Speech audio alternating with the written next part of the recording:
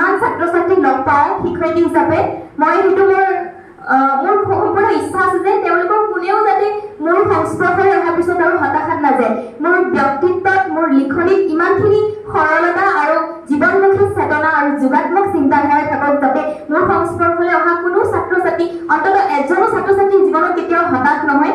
আৰু তেওঁলোকৰ বাবে মই গোটেই জীৱনটো উৎসৰ্গা কৰিব বিচাৰোঁ। মই যিমান দিন শিক্ষকতাৰ লগত জড়িত থাকোঁ বা জীয়াই থাকোঁ সিমান দিন যাতে মোক লগ পাবলৈ বা মোৰ সৈতে মনৰ কথা খুলি ক'বলৈ নিজৰ দুখ দ্বিধাবোধ ভগাই ল'বলৈ যাতে তেওঁলোকে অকণমানো সংকোচ নকৰে, ইমানখিনি বন্ধুত্বসুলভ আচৰণ যাতে মোৰ ব্যক্তিত্বত থাকক, সেইটোৱেই মোৰ জীৱনৰ লক্ষ্য আজীৱন।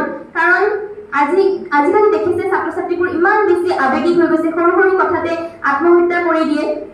যেতিয়া এজন ছাত্ৰ বা ছাত্ৰীয়ে আত্মহত্যা কৰে নহয় তেতিয়া সেই আত্মহত্যাটো অকল সেই ছাত্ৰীজনীৰ বিফলতা নহয়, তেওঁৰ পিতৃ মাতৃৰ বিফলতা হয়, সেয়া আমাৰ গোটেই সমাজখনৰ বিফলতা, আমাৰ শিক্ষা ব্যৱস্থাটোৰ বিফলতা।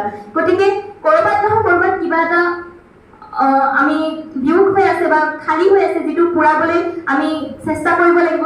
আমি যিহেতু মই এতিয়া বয়সৰ এনেকুৱা এটা সন্ধিক্ষণত আছোঁ, মই ছাত্ৰীও হয় মই শিক্ষয়িত্ৰী হয়, গতিকে মই দুয়োফালে ক'ব লগা হৈছে। গতিকে এই যে জীৱনৰ আচল উদ্দেশ্য অনুধাৱন কৰা, সেই চেতনা বিবেক জাগি উঠাত শ্ৰীমদ ভাগৱত গীতাৰ যথেষ্ট অৰিহণা আছে। এটা শ্লোক আছে যিটো শ্লোকে মোক সদায় অনুপ্ৰাণিত কৰি আহে, কৰ্মণ্যেৱাধিকাৰস্তু মা ফলেষু কদাচন, অৰ্থাৎ কৰ্ম কৰি যোৱা ফলৰ আশা নকৰিবা। কেতিয়াবা এনেকুৱা হয়, মোৰ ব্যক্তিগত জীৱনতো এনেকুৱা হয়, ইমান কষ্ট কৰিছোঁ কিন্তু সেইমতে ফল পোৱা নাই দেখোন, তেতিয়া ময়ো অলপ ভাগি পৰোঁ। তেতিয়া এনেকুৱা এই শ্লোকটোৱে মোক যথেষ্ট সহায় কৰে। মই আগৰ অৱস্থালৈ ঘূৰি যাবলৈ মই অনুপ্ৰাণিত হওঁ যে কৰ্ম কৰি যাওঁ, কৰ্মত যদি সততা আছে, ভগৱানে এদিন নহয় এদিন মোক সেই ফল দিবই। গতিকে সেইটোৱে। আৰু আধ্যাত্মিকতাৰ বিষয়ে মানুহৰ এটা ভ্ৰান্ত ধাৰণা আছে যে পূজা পাঠ কৰা বা আধ্যাত্মিক কিতাপসমূহ অধ্যয়ন কৰিলে মানুহ বৈৰাগ্যৰ ফালে ঢাল খায়, তেনেকুৱা কথা নাই। প্ৰেম আৰু ঈশ্বৰ দুইটা ইটো সিটো ইপিঠি সিপিঠি। আৰু আমি তেনেকৈয়ে আধ্যাত্মিকতাৰ সংজ্ঞাটো খুব ভুলকৈ দিওঁ। আধ্যাত্মিকতা প্ৰকৃত সংজ্ঞা, সন্ন্যাসৰ প্ৰকৃত সংজ্ঞা, বৈৰাগ্যৰ প্ৰকৃত সংজ্ঞা শ্ৰীমদ ভাগৱত গীতাখনত আছে। আৰু মোৰ ক্ষুদ্ৰ জ্ঞানেৰে যিমান পাৰোঁ সম্ভৱ সেইখিনি বুজাবলৈ মই যত্ন কৰিছোঁ।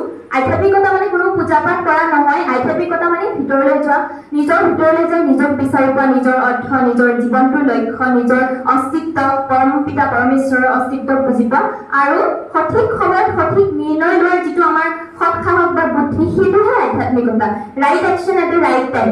এতিয়া বহুতেই হয়তো মই যদি আজি মোৰ বান্ধৱী এজনীৰ আগতো অকণমান দুখ কৰোঁ, মোৰ মন বেয়া, তেতিয়া বান্ধৱীজনীয়ে ক'ব তোমাৰো মন বেয়া হ'লে তুমিতো ভাগৱত গীতা লিখিছা, ইমান কথা জনা, তোমাৰ কেনেকৈ মন বেয়া হ'ব পাৰে? আচলতে সেইটো কথা নহয়। আধ্যাত্মিকতা হ'ল তুমি যিমানেই দুখে তোমাক আৱৰি নধৰক, যিমান পৰিস্থিতি নাহক, সেই পৰিস্থিতিত আমি আৱেগিক হৈ উঠিম, যিহেতু আমি তেজমঙহৰ মানুহ। কিন্তু সেই আৱেগটো আমি কিমান কম সময়ৰ ভিতৰত অতিক্ৰম কৰি আকৌ কৰ্মক্ষেত্ৰলৈ ঢাপলি মেলিব পাৰিছোঁ। 5 মিনিট, 10 মিনিট, আধা ঘণ্টা লাগিলে আমি দুখ লাগিছে আমি কান্দি ল'ম, কিন্তু 5 মিনিটৰ পিছত আকৌ আমাৰ সেই মনোবলটো ঘূৰি আহিব লাগিব। সেইটোৱে হৈছে আধ্যাত্মিকতা।